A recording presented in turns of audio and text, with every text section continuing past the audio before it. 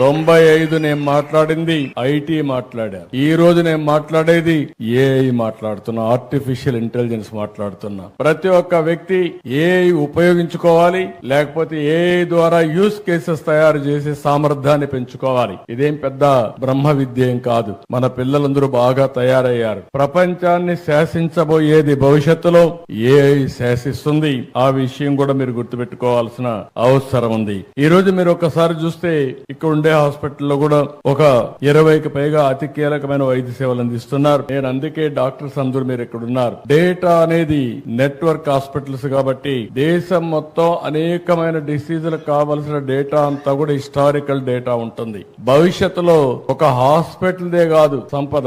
భాస్కర్ రావు కిమ్స్ లో మీరు చూస్తే దేశంలో ఎవ్వరి దగ్గర లేని డేటా, ప్రపంచంలో ఎవ్వరి దగ్గర లేని డేటా కిమ్స్ దగ్గర ఉంటుంది. డేటా వెల్త్ అని చెప్పి మీ అందరికి తెలియజేస్తున్నా. రేపు రాబోయే రోజుల్లో సంపద మన దగ్గర ఎన్ని కోట్లు ఉన్నాయని కాదు, నా హాస్పిటల్ ఈ రోజు మార్కెట్ వాల్యూ ఎంత ఉందని కాదు, నా దగ్గర ఎంత డేటా ఉంటే ఆ డేటాను ఉపయోగించుకుని ఆర్టిఫిషియల్ ఇంటెలిజెన్స్ చేస్తే నిర్ణయాలు 100% పర్ఫెక్ట్ గా వస్తాయి. నిర్ణయాలు సరిగా ఉంటే డబ్బులు సంపాదించడం చాలా సులభం అవుతుందని చెప్పి కూడా నేను మీకు తెలియజేస్తున్నా.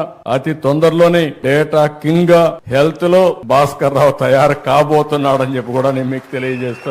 అంటే ఒకసారి డేటా వచ్చిన తర్వాత ఇంకొక పక్కన మీరు చూస్తే రియల్ టైం డేటా అన్ని ఐఓటీలు వచ్చేసాయి, వేరబుల్స్ వచ్చేసాయి. ఈ రోజు హాస్పిటల్లో డాక్టర్లు కూడా మీరు చూస్తే ఆపరేషన్ చేస్తా ఉంటే ఏఐ ద్వారా మీకు మొత్తం గైడ్ చేసే పరిస్థితికి వచ్చింది. నువ్వు ఇక్కడ తప్పు చేస్తున్నావు, ఇది కరెక్ట్ గా చేయి, ఇక్కడే ప్రేషన్ ఉంది, ఇక్కడ చేయాలని చెప్పి మిమ్మల్ని గైడ్ చేసే పరిస్థితికి వస్తా ఉంది. దీని వల్ల ఏం జరుగుతుందని మీరు ఆలోచిస్తే ఈ డేటా, ఈ యొక్క గైడెన్స్ వల్ల మామూలు డాక్టర్ కూడా ఎక్స్ట్రార్డినరీ ఆపరేషన్ చేసే పరిస్థితికి వస్తున్నాడు. అలాంటి నాలెడ్జ్ వచ్చేది మనం గుర్తుపెట్టుకోవాల్సిన అవసరం ఉంది. అందుకే నేను ఒకటే చెప్తున్నా, డెడ్లీ కాంబినేషన్ టెక్నాలజీస్ అన్ని కూడా సౌండ్ గా వచ్చాయి. ఇంకొక పక్క నాలెడ్జ్ కూడా మెచ్యూరిటీ వచ్చింది, డేటా కూడా వచ్చే పరిస్థితి వచ్చింది.